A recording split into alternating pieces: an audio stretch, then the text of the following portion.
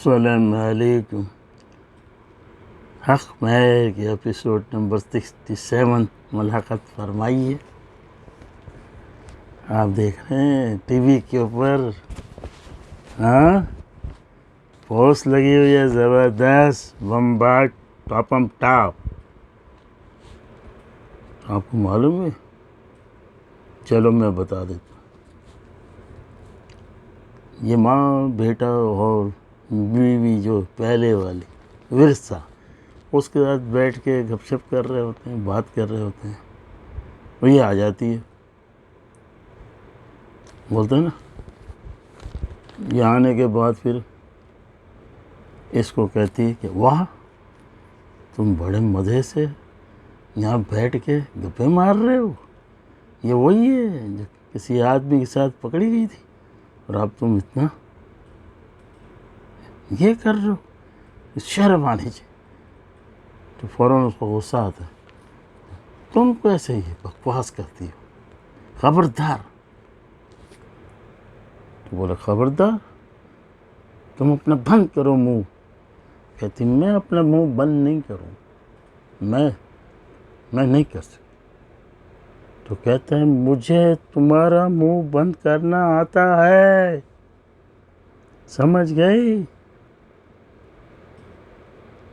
تم 3 الفاظوں کی ہمیں منہ سے بولتا ہے اور اس کے بعد وہ خاموش ہو جاتا ہے اور ریت چانٹا مارنے کی کوشش کرتا ہے اس کو، لیکن اس کی ماں بھی پیچھے سے پکڑ لیتی.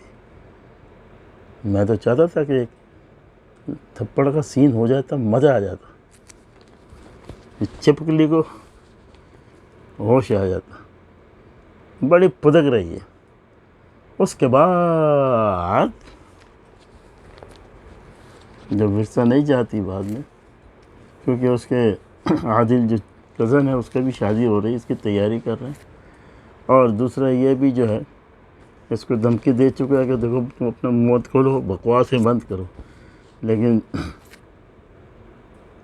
وہ عادت سے مجبور ہے. اب شروع کرتے. اس کے بعد ورثہ عادل سے کہتی ہے تم میرے برے وقت میں میرا ساتھ دو گے. اس کے گھر جاتی ہے، بات کرتی ہے، اور ہر وقت پٹری سے اتر جاتے ہو. یہ مت کرو، بالکل نہیں کرو. تم مجھ سے وعدہ کرو. اور اس طرح عادل ورثہ سے وعدہ کر لیتا ہے کہ اس وقت عادل کی امی بھی گھر اندر سے دیکھ رہی تھی اور ادھر فرمان ورثہ کو دھمکیاں دے رہا کہ یہ کاغذات پر اپنے اور اپنی امی کے دستخط کرا دو، نہیں تو میں محلے والوں کو اکٹھا کروں گا اور اس بچے کے بارے میں شکایت ہو گئی کہ یہ بچہ تمہارا نہیں ہے تو پھر تم کو گھر سے باہر پھینک دیں گے. پھر ورثہ وقار کے گھر آ جاتی ہے اور پھر وقار کے ابو اسی کو روک لیتے ہیں. پھر وہی اپنی ساس کو اپنے ہاتھوں سے کھانا کھلاتی کیونکہ اس کی طبیعت ذرا خراب ہو رہتی ہے.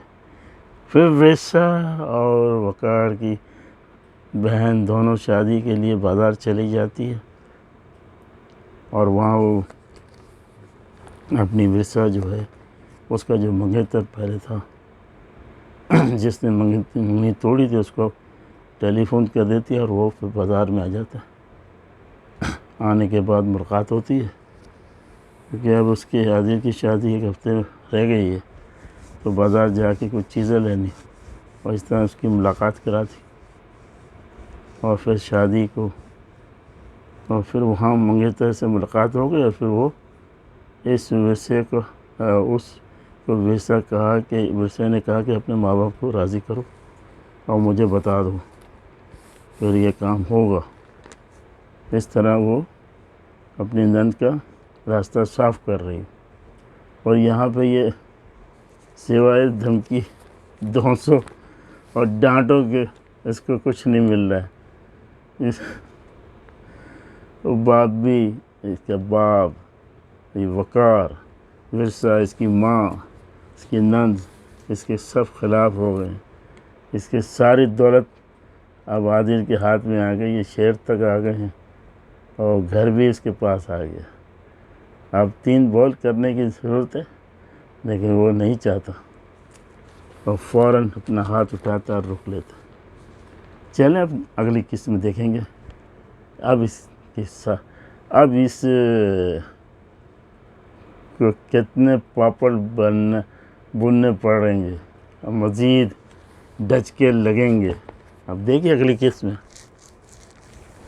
کہ اس کے ساتھ کیا ہوتا ہے۔ اور مجھے اجازت دیجیے، اور مجھے پتہ ہے کہ آپ لوگ دیکھ رہے ہیں ہندوستان، پاکستان، عربستان اور کینیڈا، امریکہ، پتہ نہیں کہاں سے دیکھتے ہیں، لیکن